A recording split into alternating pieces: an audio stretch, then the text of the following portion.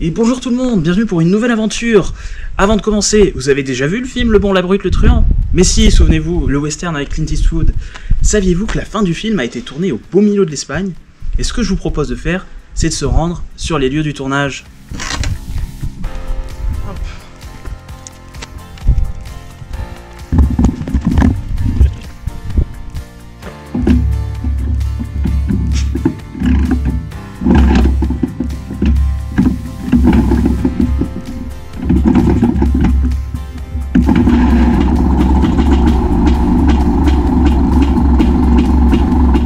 Et me voilà parti en direction du sud, là où il va faire très chaud. Et malgré la canicule, je reste déterminé à rejoindre ces régions arides de l'Espagne. Ma première étape se déroule sans accroc, excepté une guêpe qui m'a rendu visite à l'intérieur de ma veste. Je fais une halte à Cézanne pour dormir après un peu plus de 200 km, puis je poursuis ma route. Mais lors de mon deuxième jour de voyage, mon nige commence à me faire des signes.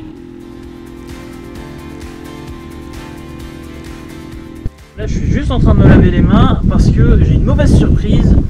Mes pots d'échappement sont bouchés. Du coup, je vois la consommation de mon nige atteindre les 10 litres au 100. Je rejoins le camping de Mentou-sur-Cher afin de vider mes pots de toute leur crasse.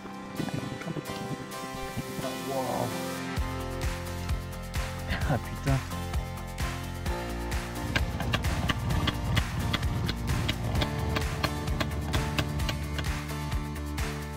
Le lendemain, je repars pour une journée de route assez monotone, mais cette fois-ci, ce n'est pas la moto qui a un problème, mais bien le bonhomme qui est au-dessus. Il fait très chaud et je passe de longues heures à rouler en plein soleil sans jamais trouver l'ombre d'une forêt. Le soleil finit par me brûler le nez. Je fais un arrêt à l'Intermarché, c'est la première fois que ça m'arrive, j'ai un coup de soleil. Au bout du nez, j'ai le nez qui brûle. Et voilà, je me tartine de crème solaire façon star hollywoodienne en plein tournage, juste devant le rétro de mon sidecar. Je termine ma journée en passant la nuit près de Périgueux avant d'entamer mon 4e jour par une toute petite étape qui me rapproche des Pyrénées.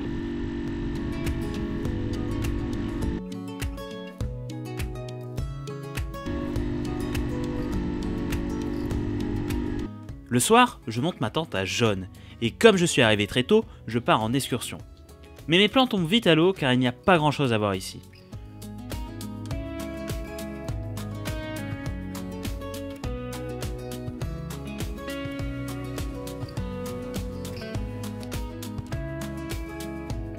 Au matin de ma 5e étape, je me sens à la fois excité et stressé à l'idée de traverser les montagnes.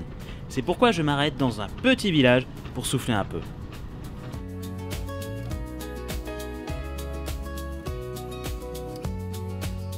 Et me voilà à Pimbaud, une petite bastide perchée sur les hauteurs des Landes, où ici le temps semble s'être arrêté. La rue principale file droit vers l'église Saint-Barthélemy, un édifice qui surveille la vallée depuis plus de 8 siècles. À l'époque médiévale, Pimbaud était un point de passage important sur les routes de commerce et de pèlerinage vers Saint-Jacques-de-Compostelle.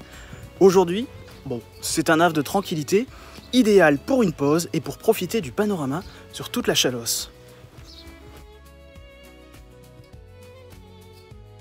Vue du ciel, Pimbaud apparaît comme un écrin de pierre posé sur une colline. Tout autour, les collines landaises ondulent doucement, couvertes de champs et de vignes baignées de lumière.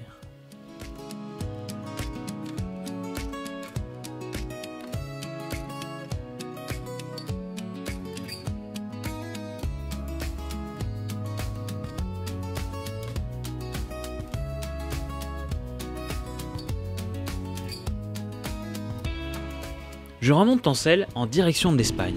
Les montagnes qui au loin me semblaient toutes petites grandissent à chaque kilomètre et finissent par paraître insurmontables pour mon modeste 350 de temps. Au début de la traversée, je roule tranquillement au fond de la vallée, entouré de forêts et de rivières qui serpentent. Mais très vite, la route me rappelle à l'ordre. Il faut attaquer le col de l'Arro. Là, plus de place pour la douceur. Des lacets, des falaises et des pentes qui grimpent parfois jusqu'à 12%.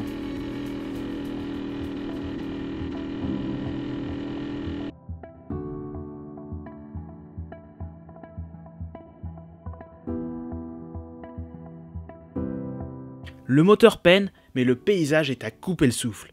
Crête, sommet et au loin, des nuages qui s'accrochent aux cimes. C'est dans ce décor de carte postale que je trouve enfin des adversaires à ma taille pour une course mémorable. Des cyclistes! La bataille est rude, mais à la fin, c'est moi qui l'emporte avec une moyenne de 14 km/h contre leurs 11 km/h.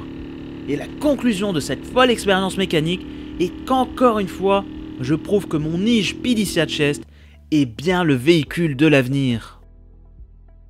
Au sommet, les montagnes s'étendent à perte de vue et le silence n'est interrompu que par le vent.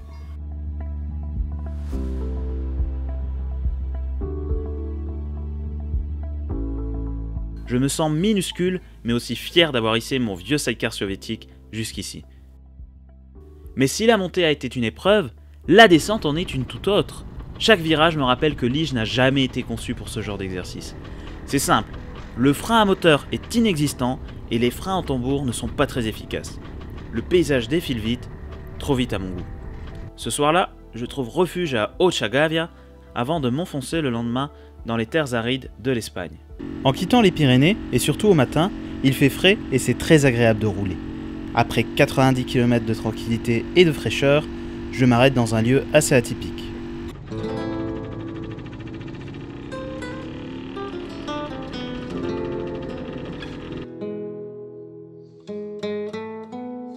Et je suis maintenant à Olite, au sud de Pampelune, et on a vraiment l'impression d'entrer dans un décor de film médiéval. Ici, le château Palais des Rois de Navarre domine la ville avec ses tours et ses remparts. Au Moyen-Âge, c'était l'une des cours les plus fastidieuses d'Europe, un lieu de fêtes et de tournois, mais aussi de manigances politiques. Les rues, certaines pavées, autour du palais sont pleines d'arcades, de balcons en fer forgé, de caves à vin. C'est vraiment une étape parfaite pour plonger dans l'histoire avant de reprendre la route vers le cimetière de Sad Hill.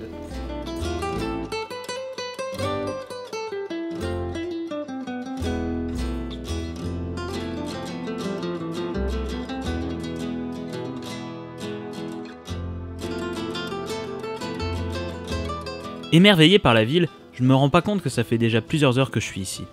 Je décide de reprendre ma route à 14h30, mais hélas, la canicule m'a rattrapé.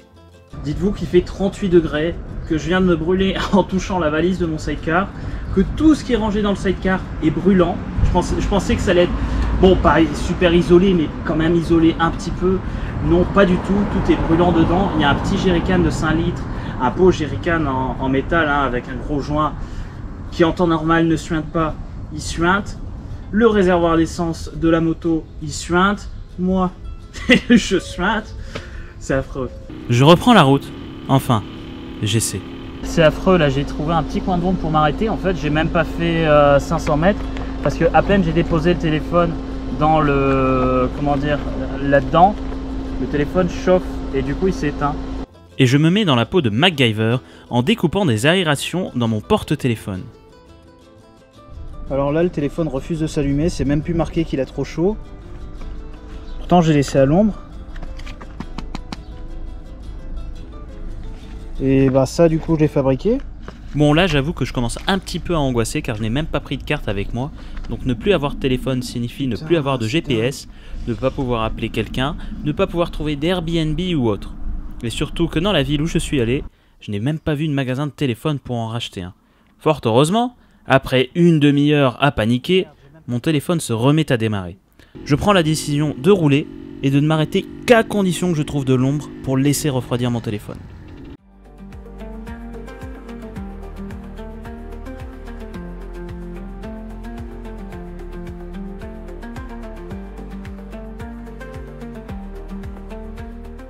Rouler est extrêmement difficile, d'autant que la température grimpe maintenant à 42 degrés. La chaleur reflétée par la route dépasse les 52 degrés et dans les quelques portions de goudron lisse et noir, le mercure au niveau du sol frôle les 70. Sous l'ombre d'un arbre, je tente même de sortir mon drone, mais ce dernier ne répond pas toujours aux commandes.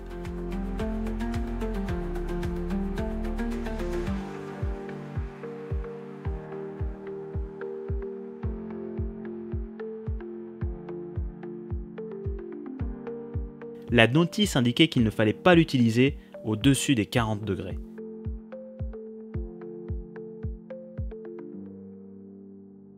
Après avoir bu pas mal d'eau, je parviens à rejoindre mon camping à Vilosladas de Cameros. Demain sera le grand jour. J'irai au cimetière de Sad Hill chercher ce fameux trésor enfoui. Ce matin, je repars tel un cow-boy guidé par la fièvre de l'or, persuadé que le trésor de Sad Hill m'attend. Mais une malédiction semble toujours me coller au roux.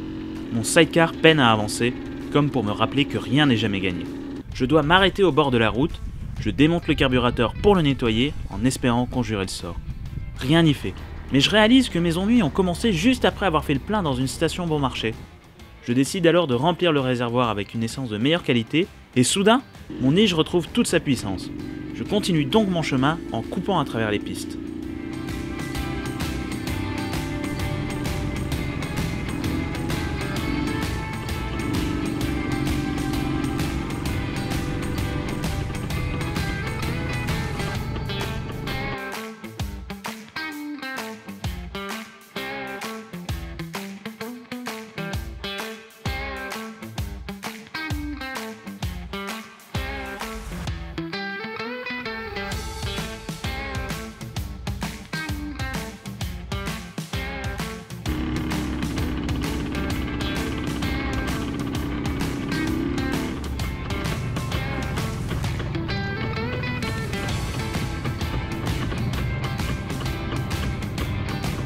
Après avoir quitté le macadam depuis un bon moment, la piste s'ouvre, la poussière se lève et Sad Hill apparaît devant moi.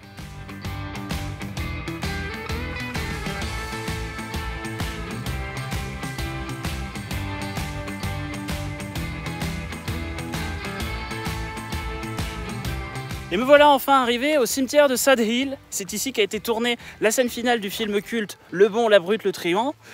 Vous savez ce film, 3 hommes, 3 légendes, Blondin, joué par Clint Eastwood, dont la silhouette est juste ici. Vous avez La Brute, jouée par Lee Van Cleef, et Tuco, le truand, joué par Eli Wallace. Donc ce décor avait été oublié pendant des décennies, puis des passionnés en fait l'ont entièrement restauré il y a quelques années. Ce qui fait que maintenant c'est un lieu très touristique, beaucoup de gens s'y rendent. C'est un peu comme les Bardenas, quand on voit les photos c'est impressionnant, mais quand on y arrive, bon là j'ai attendu un peu, il y a moins de monde, mais sinon tout à l'heure il y avait plus de monde que ça. Vraiment, se retrouver ici, c'est se retrouver au cœur du duel le plus célèbre du cinéma, avec la musique d'Ennio Morricone dans la tête. C'est vraiment génial. Par contre, le lieu est vraiment plus du tout comme dans le film. Moi, dans mes souvenirs, dans le film, c'était vraiment un milieu très aride, alors que là, tout est vert. Vous avez beaucoup de fleurs, beaucoup de papillons, de libellules. Par contre, c'est très bizarre. Tout le monde se prend en photo avec celle-là parce que c'est marqué la tombe No. Mais de mémoire, et même quelqu'un me l'a redit en commentaire, elle est supposée être à côté de la tombe de Arch Stanton, qui est marquée ici. Je ne suis pas sûr en fait qu'il s'agit exactement de la tombe dans laquelle se trouve le trésor. Une fois rentré à la maison, j'ai effectué mes recherches et revu le film. Et mes doutes se sont confirmés. Ce qui saute aux yeux, c'est que nous pouvons apercevoir des pierres tombales et un gros caveau dans le film, alors que ceux-ci sont absents aujourd'hui. Un autre point concerne les tombes d'Arch Stanton et de l'inconnu. Dans le film, il est clairement visible que la tombe de l'inconnu se situe juste à côté, à gauche, de celle de Stanton. Mais ce n'est plus le cas aujourd'hui. Elles sont maintenant séparées par au moins 5 ou 6 tombes. De plus, la tombe de Stanton est censée se situer devant l'arbre et non pas à côté, si l'on suppose que celui-ci a été replanté à sa place. Pour recontextualiser le lieu, en 1966, il n'y avait absolument rien ici. Le cimetière est une commande de Sergio Leone, le réalisateur. Pour le construire, ce ne sont pas moins de 250 soldats espagnols qui ont installé entre 5 et 8 000 tombes. À la fin du tournage, le lieu a été abandonné et des villageois sont venus se servir afin de retaper leur maison. Faisons un arrêt sur image sur cette scène. Le squelette que vous voyez est un véritable squelette humain. Le décorateur l'a ramené de Madrid dans le coffre de sa voiture car une femme louait le squelette de sa mère, actrice de son vivant. Cette dernière souhaitait continuer sa carrière même après sa mort. Voici une autre anecdote. L'air surpris d'Eli Wallace, ici, est une authentique expression. Leone avait fait libérer un chien sur le plateau et le laissa courir, ce qui surprit Wallace. En 2015, un groupe de personnes tomba par hasard sur le lieu et décida de fonder une association en vue de le reconstruire. Pour cela, ils lancèrent une campagne de financement participatif. Pour 15 €, vous pouviez parrainer une tombe et faire inscrire le nom ou les initiales que vous vouliez. La partie centrale du cimetière a également été déterrée et elle reste la trace la plus authentique de 1966. Enfin, si vous souhaitez en découvrir plus concernant la reconstruction de Sad Hill, vous pouvez essayer de vous procurer le documentaire Sad Hill Unearthed, dont je joins la bande-annonce en description. Quant à moi, sur cette terrible déception de ne pas pouvoir repartir les poches pleines d'or, je rentre à Lille.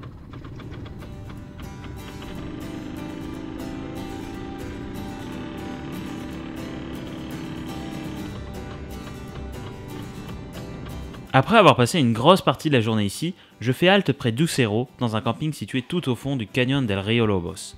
Il semble y avoir pas mal de choses à voir par ici, mais il est nécessaire de prévoir énormément de temps. Pour rentrer à l'île, je traverse le désert des Bardenas, mais sans l'intention de visiter sa partie centrale, dont je sais pertinemment que ça bouchonne à cause du surtourisme. Et puis, j'y suis déjà allé avec ma BSA. Par contre, ce que j'ai découvert aujourd'hui, c'est que les Bardenas ne se résument pas à cette partie, et que finalement, je n'ai pas tout vu. Par exemple, ici, me voici aux Aguarales de Valpamas.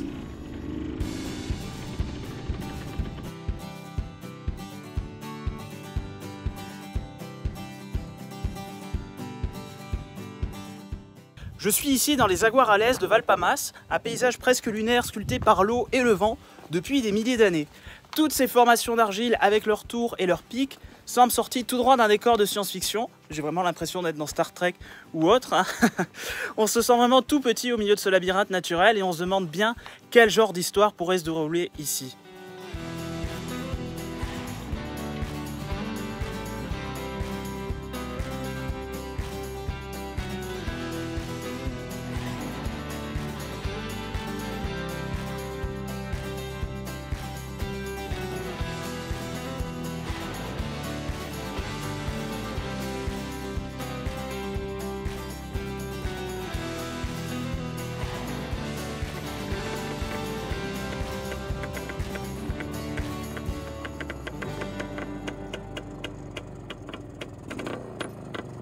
Je continue de parcourir les chemins arides des Bardenas, bercés par la poussière et le bruit de ma grosse mobilette. Mais bientôt, en remontant vers le nord, le décor change. Peu à peu, les plaines arides disparaissent et laissent place aux montagnes.